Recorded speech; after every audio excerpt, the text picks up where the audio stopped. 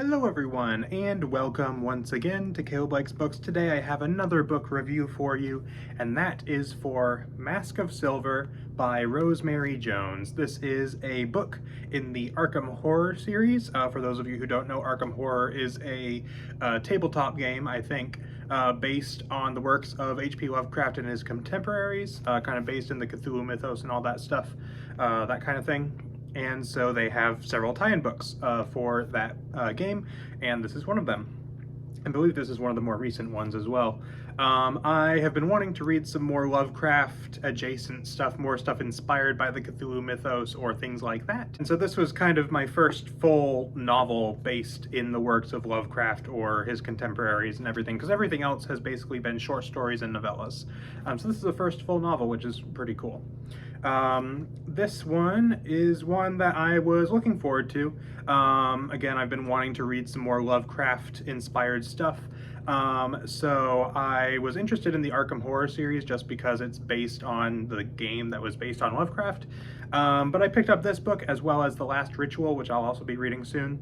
So I picked up this one, not really knowing anything about it. I just picked it up because it happened to be this and The Last Ritual were both the Arkham Horror books that my bookstore had in stock at that moment. Although I think they also had some short story collections, but I didn't get those. Probably will sometime. But these were the two novels that they had, so I just picked it up, not knowing anything about it. So I was going to this basically completely blind, which was quite interesting. So to get started talking about this book, first the premise for it, which I actually really like. This book takes place in the 1920s, the mid-1920s, I think, something like that, early to mid-1920s, and focuses on a movie crew working on a horror film in the 1920s. Told first person from the perspective of a person that I can't remember, Jeannie. That's it. I had to read the back of the book. I like the characters in this book, but I cannot remember most of their names. Yeah, so it's about a film crew working on a horror movie that the filmmaker Sydney, who is the one name that I basically can remember, is really wanting to get this movie out there because he's made some horror movies before, but this one he's really pushing for. He thinks it's really gonna be awesome. But considering that it is a horror book, you can expect some things don't go very well over the course of this book while they're doing that. Basically ends up in this kind of haunted house situation with some really weird stuff going on. Sydney is kind of planning more than he is letting on, and more than he is telling the rest of the crew. So I really enjoyed that premise. I think the idea of a horror book, and not only that, but you know, the kind of Lovecraftian horror type of thing in the setting of, you know, someone making a movie based on this stuff, and then, you know, all the horror stuff coming as a result of that was actually really interesting. I really enjoyed the general setting of this book, of the 1920s, especially again related to the filmmaking.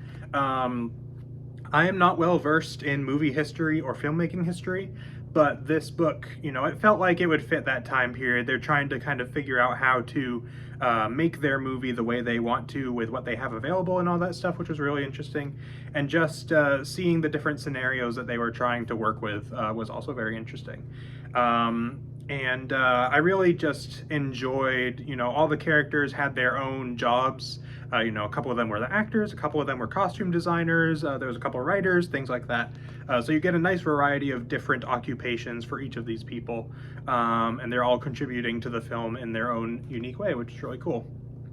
As well, for the setting, this takes place in the town of Arkham, Massachusetts, which is from Lovecraft's works, which, if you know about Arkham, you know how things are probably going to go in this book. But it takes place, again, in kind of, they're filming in this house there's some weird stuff going on in it. So it's kind of a haunted house story, a little bit. Not so much literally like ghosts and things like that, but there's some funky stuff happening in that house, which is pretty interesting. I actually really enjoyed learning about and seeing some of the stuff that was going on. I also enjoyed the characters. Again, I cannot remember most of their names or which ones are which. There's quite a few characters in this book, actually, and they're all very well done. Like, they all have interesting personalities. They're interesting to see bounce off each other, interesting dynamics between all of them, all that stuff. I don't think they're the most memorable characters necessarily, but they work well for this story, and I enjoyed seeing them. I especially really enjoyed Sydney, the main filmmaker in this book, who has a very interesting backstory that I was really interested in learning more about over the course of this book. Other good stuff, I think that some of the horror stuff was really good. There was some really cool semi-tie-ins to the wider Cthulhu mythos. Nothing I would say was super overt, aside from, of course, the book taking place in Arkham, as well as several mentions of Miskatonic University. There are some allusions to what I would assume are the play The King in Yellow, or The Yellow Sign, whichever one it is, I can't remember. But there are some references to that I really enjoyed, and the actual Cthulhu mythos stuff going on in this book is not really, I think, super well explained, so I'm not sure exactly. I have an idea of what was kind of going on, but it doesn't really come out and say it. But it was still pretty interesting, and I think it was done pretty well. Would have liked maybe a bit more of that, more of the Cthulhu mythos type stuff going on in this book, because like I said, most of this book is more of just a haunted house type book. Not a whole lot of cosmic horror, Lovecraftian type stuff going on. But what's there was pretty decent. And one other thing that I did really enjoy in this book was kind of the mystery aspect to it. I think there was a lot of stuff, again, going on between the haunted house type thing with the backstory of Sydney, kind of his goals and his motivations. All that stuff was stuff that I was quite interested in. I wanted to learn more about it, and I think that was done pretty well. Although, to start reading into some of the negatives for this book, I do feel that some or most of the answers, and just the way this book ended in general, is kind of unsatisfying for me. There are answers that are given to some of those mysteries, which were, they were good, but it didn't feel as impactful to me as I was hoping. And the ending of this book, which I'm not going to spoil how it ends, but it feels like it was trying to be this big, bombastic, really crazy ending, and it kind of fell flat for me. It felt a bit unsatisfying, to be honest, which kind of left a sour taste in my mouth when it comes to this book, because I think a lot of this book was actually, pretty decent, but then, if it leads to an ending that I feel is unsatisfying, that kind of sours it a little bit in my mind. But the rest of the book was still pretty good, so there's that at least. Other stuff that I didn't like, I do think this book could have been a bit shorter, especially because I feel like some of the horror stuff was kind of unnecessary and didn't really, to me, didn't feel like it was contributing to the overall plot. It really kind of just felt like, the haunted house type thing, there's just bad stuff happening, that's not good. But it didn't feel very connected to the wider stuff that was actually going on, at least in my mind. Maybe it is connected and I just didn't pick up on it. But to me, some of the stuff that was going on felt a little unresolved, a little bit, there was some things that happened where I didn't really understand why it was significant, and so I felt like it probably could have been cut out. And I feel like as the book went along, towards the end, I was just kind of losing interest a little bit. I was just kind of like, okay, I want to get to the good stuff, so to speak, the stuff where you start getting answers, you start getting, even not necessarily answers, because, the whole cosmic horror thing, part of that is you don't always get answers. And if you do, you kind of go crazy.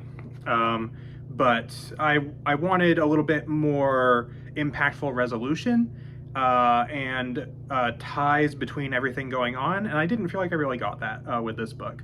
The stuff that was in here was good. It just felt like I couldn't connect the dots of why everything that was in here, and as far as the horror scenarios, because every few chapters towards the middle and end of this book has something happen, and I felt like it didn't really serve any purpose other than to be, haunted house, this is bad. It didn't really feel like it was serving the overall storyline that this book was leading up to in the end, and it just felt kind of unsatisfying to me. But you know, that's generally about all I have to say about this book. You know, it was definitely a book that I enjoyed for the most part, even though I have those criticisms that to me are pretty big ones, just because I feel like if you feel unsatisfied, then it's gonna, like I said, leave a sour taste in your mouth.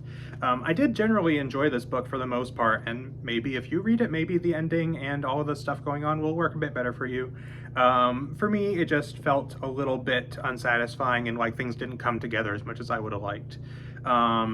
So overall, you know, this was a solid book. I did enjoy it. I just have some of those issues. I would say as far as a rating out of 10 that I would give Mask of Silver, I would give it a 7 or a 7.5 out of 10, something like that. It was good. It wasn't amazing. I felt like if it had really stuck the landing, it probably could have been a bit higher, maybe like an 8, 8.5. Because I did generally enjoy most of this book. I really enjoyed the setting, I really enjoyed the character interactions, just the way it was written and everything was presented was really interesting. There was some interesting mysteries and some of the horror stuff was good.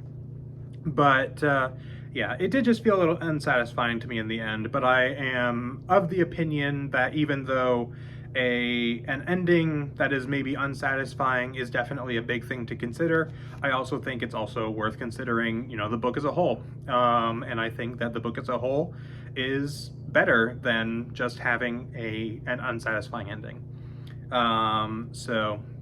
Hope that makes sense to you. So that is pretty much all I got to say about this book. So let me know down in the comments if you have read Mask of Silver or any other Arkham horror books. Like I said, I will be reading The Last Ritual by S.A. Sidor, I believe is the author. I'll be reading that one very soon as well, so you can expect a review on the channel of that sometime soonish, hopefully, if I can get to it, which I'm hoping I can. But I'll be reading that one soon, and if you have any other recommendations for really good Arkham horror books, feel free to leave them in the comments, because I would like to read some more of these books, just because I want to get into some more Lovecraftian stuff. So that is pretty much it for this video, so thank you all for watching, and I will see you guys next time.